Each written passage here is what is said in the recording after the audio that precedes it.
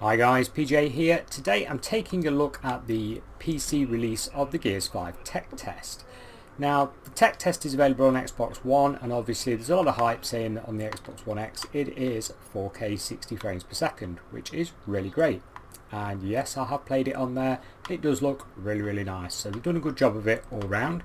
But today I'm concentrating on the PC release, and all accounts I've just loaded in. It's smooth as butter. There you can see the 60 FPS lock, so no problem there. I mean, this is the intro section, sort of the training area if you like. We're on a controller, but as you can see it switches seamlessly to mouse, keyboard should you wish. And GPU, what we got, 59% roughly. Now this is an RTX 2060. It's one of the original ones. It's the Ventus, so it's slightly overclocked, nothing major. And we are running 16 gigabytes of DDR4. The game's installed on a normal hard drive, so it's a 7200 speed normal hard drive. It is not on an SSD. Okay, didn't really think it was needed. It's only a tech test. It seems to run okay on Xbox, so don't see why it should need to be anything fancy on PC. It's quite a nice looking game, as you can see, and the graphics options are huge. I mean huge. Check this out, guys. There is a lot. So if we go into options quickly, go to video, this is the recommended that it's pulled up for my system. So I've got a 1600X Ryzen CPU, standard clocks, 6 core 12 thread, you know, and this is what it's done. This is the recommended. I haven't touched it at all. So it's straight away detected ultra wide monitor. I've not faffed with that at all. I've not had to. The cutscenes are still 16:9, so you get black each side, but other than that it's great. Resolution scale rear on 100. Now on some games like the Division 2 and stuff, I normally set that at 85 because you can't normally tell a difference actually in game. It does save you some pretty good performance, so if you wanted to crack the settings up on this a little bit higher, that might be worth thinking about, but the settings are pretty high anyway, as you'll see. Now Vsync is on. If I turn that off, we'll get a better reading out for the FPS there, won't we? Because it's locked it to the 60 Hz refresh of the monitor. And we've got frame rate, it's set it to unlimited, cinematic frame rate to unlimited, and scaling mode fill. Field of view, it's on 80, so there's a scope to push that up a bit further. Show stats, well, it's got its own stats counter, but as you can see I've got MSI running, not a problem. Not a problem at all, it runs fine, it doesn't interfere with it. But you can have the in-game stats as well. I just thought I'd run an independent one so there was no bias or anything like that. Calibrations, yep, we don't need to do any of that, but here we go. Textures. So it set us to ultra straight away. In fact, there's a lot on ultra, as you can see. So it's pretty high for an RTX 2060. I mean, ultra is the top one, look. We go back. Yeah. It's slow. There we go. And it actually tells you down here the impact it's going to have on your GPU and CPU, which is quite a nice little feature there. So they've obviously thought quite a lot about this PC release, which is nice. Now the only thing we cut back on, look, foliage level of detail is high. Now this says it's a minor GPU thing, so you could possibly crank that up along with some other stuff, and like I say, drop the resolution settings down, which we will try in a minute. But we are going to try the presets to see what they run at. Dynamic shadows, we're on high. Again, it goes low, medium, high, ultra, and we're on high, medium. So the settings are pretty good. I don't know what the console settings are for the X, but that game looked pretty good to me, so it must be running at least high in my opinion on most of these, and bearing in mind that's 4K, so it's pretty good. However, if I just quickly flip to a spec sheet showing you the recommended settings for PC, the recommended specs rather, you'll see what I mean.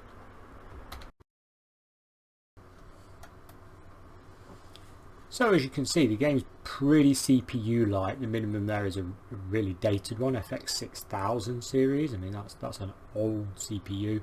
Top end, yeah, a little bit better. This is for your 4K 60 though. We've got a Ryzen 7 or a Skylake there. GTX2080. But like I say, that's 4K 60, so, and that'll be pretty much ultra settings. You got to bear that one in mind. The Xbox One X won't be running the ultra settings, although it is doing pretty well. So there's your overall what it needs to basically run.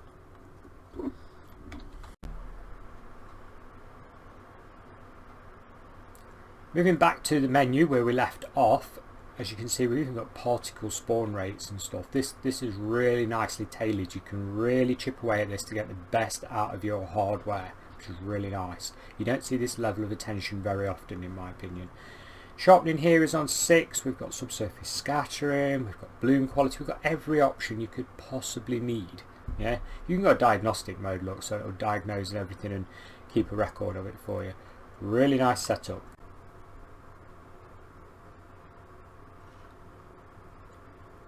Now, as you can see, I've been having a few problems getting the actual arcade mode working.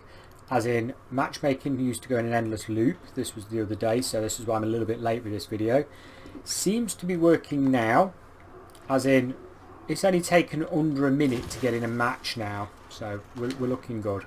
So guys, let's see how this performs right now. We've got the in-game stuff on the right hand side of the map over there, showing the FPS and everything. We're on spectate mode at the moment, as you can see, and we are 3.5 gigabytes of VRAM, 70s FPS, 80 FPS.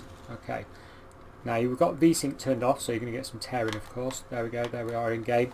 I'll go back to mouse keyboard because obviously it's so slow using the controller, it's unbelievable. So what FPS are we getting, guys? I'm sorry to the team, by the way, I will be dying an awful lot because I'm keeping my eye on the readouts. 99, 85. Pretty high, pretty high.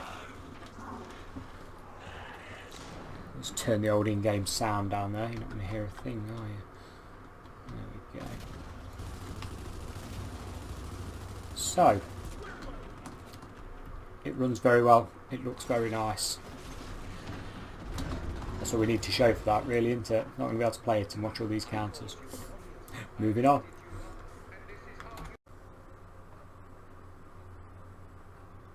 So let's run the in-game benchmark. Okay, benchmarking tool. Got to be done, hasn't it? Now, it's going to get that little bit of a hit. You know, we're running the NVIDIA Shadow Play software, so allow 2 or 3 sort of frames per second. And also remember, bearing in mind this is an ultra-wide monitor. If you're running on a normal 60x9 20x10 monitor, 1080p monitor, 20x10, God, blimey, 1080p monitor, you are most definitely going to get a higher FPS. These monitors, I believe, is something like 700,000 extra pixels over a normal 60x9. Just bear that one in mind. So here we go. What we got then? We are current frame rate 80s, 90s would you say? I'd say 80s. Looks 80s to me. CPU, GPU bound? No, not really. GPU's coping really well at those settings. Frame times, yeah, got a bit of a spike going on there. VRAM usage, keeping under 4 gigabytes all the time, I'm noticing there. That's pretty good overall. What about CPU usage? We haven't really got that one on there, have we? It's a shame. Never mind. It does look rather spectacular though, doesn't it? If this is from the campaign, which I'm guessing this little clip is on this benchmark, then the campaign's looking pretty good. That's very, very nice.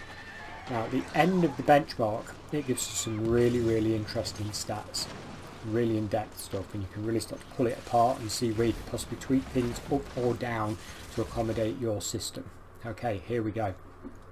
So here we can see the settings I've run it on. And there's definitely a, you know, we could punch some of these up higher, couldn't we? Because if we look here, we've got 84.3, and we're not GPU bound, we're not really CPU bound either. So I do think we can push more on the GPU. And what's the minimum here? Average minimum 65, still over 60. So we could probably go and push a few of these settings up higher and run it again, so we could tweak it up from what it's originally set itself. Very interesting, very useful stats. Very nice to see that in a PC game. To me, that shows the team, the dev team, are trying really hard with this, and it is really impressive.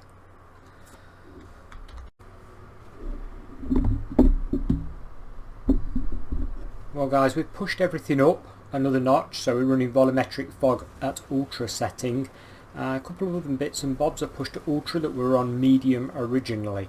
Now as you can see, our GPU usage has gone up. We're now on sort of 69 to 72% usage, so that's quite a nice sort of setting to be at, and it will make a nice difference. I also pushed the screen space reflections up to Ultra. Now, as some of you may know, that's pretty heavy GPU hit to do that. and we seem to be coping really well. So as long as we keep our baseline frame rate above 60, yeah, we're good to go. I mean, this is looking really nice to me. Excellent news. Really good version of the game. I wouldn't say it was a console port in the slightest. It looks the biz, the characters look nice, the models look nice, and it seems to run well. CPU, what, 49%, so it's not taxing the CPU, it's not taxing the RAM. Give it a shot, guys. That's it for now. Catch you again next time. Goodbye.